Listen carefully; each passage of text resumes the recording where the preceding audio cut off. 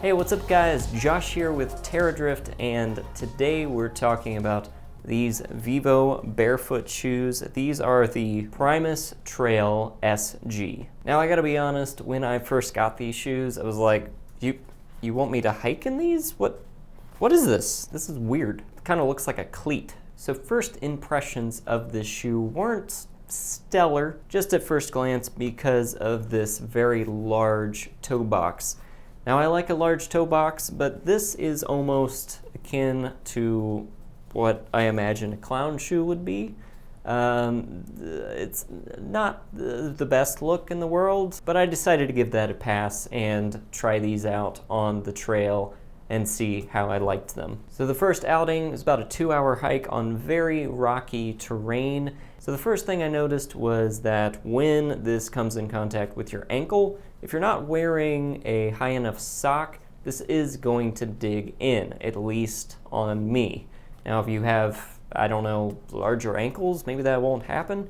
Maybe I need a slightly smaller shoe. But it did become quite irritating, but once I had a slightly taller sock, it was no problem. So definitely don't wear no-show socks with this shoe. Speaking of sizing, this shoe runs large, and they only come in whole sizes, so maybe try one size smaller when you initially buy these or order them. Now there is a kind of random half size 12.5 on these particular shoes. So if you wear 12.5, I guess you're the lucky one. Also, I noticed when hiking in these that it's a pretty cold shoe. And what I mean by that is there really isn't any insulation. So in cooler months, this is not going to be the shoe for you. The heat's just going to get sucked right out of your foot. Or you might prefer the Magna Trail FG, which has a thermal insole, which helps keep your feet warm.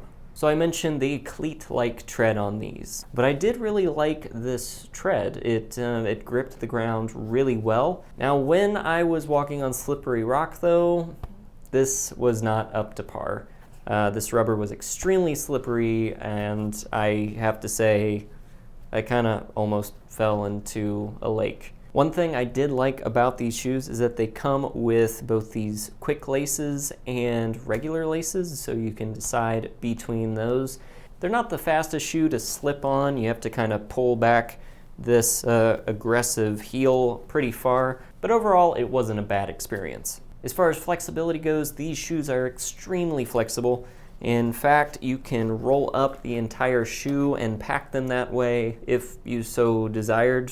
They do flatten out quite well, so I would say probably just pack them that way if you're going to pack them. The upper is a cloth mesh, and they're rubberized bits all the way around.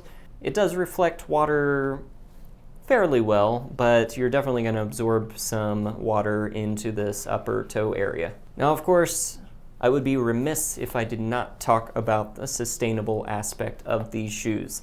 These shoes are actually made of recycled water bottles, which is really cool. Not only are they made of recycled material, but they are also vegan. So my initial test of these hiking was kind of a mixed review. Because of the soft sole, it definitely felt like I was able to maneuver rocks fairly well and keep my balance better. However, because I could feel the rocks more, if you're on some really tough terrain, lots of pebbles and larger rocks, they could definitely wear on your foot and make it uncomfortable. Now, other people I've talked to who have worn these say that it takes quite a while for your foot to get used to barefoot shoes and sandals, but once they do, it is quite a pleasant experience, and you kind of feel connected to the earth, I guess. So Alisha actually took to these much faster than I did and really enjoyed wearing them. She's going to review those shoes. They're the Magna Trail FG, and that link will be in the description below. So I will say the second time I took these out, I felt much better in them.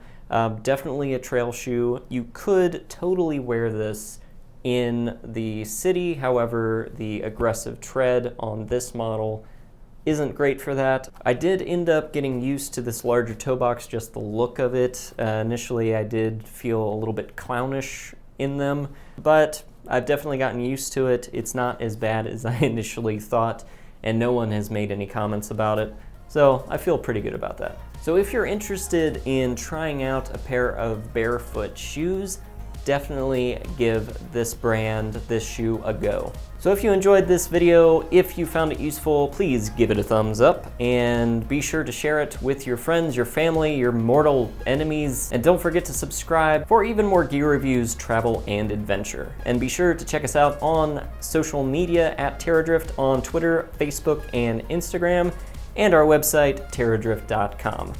I'm Josh, thanks for watching, and we'll see you next time. Wander on.